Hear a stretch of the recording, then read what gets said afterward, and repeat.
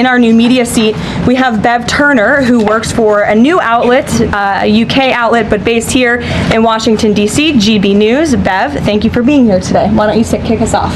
Thank you, Caroline. So the clock is ticking on the Friday deadline by which the BBC must retract and apologise for their malicious edit of the President in the documentary shown last year.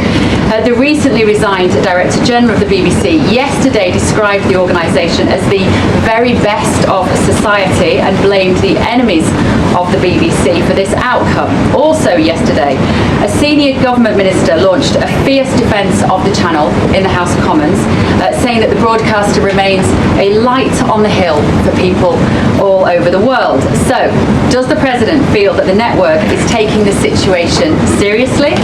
Does he believe that they've shown sufficient regret? Does this strain the relationship between the President and the Prime Minister?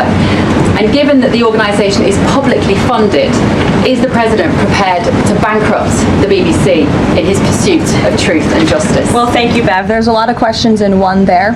I will say I know the President has a very good relationship with Prime Minister Starmer. You have been there. You've seen them in their interactions. You've questioned both leaders in your time joining us when we've gone to the United Kingdom a few different times now.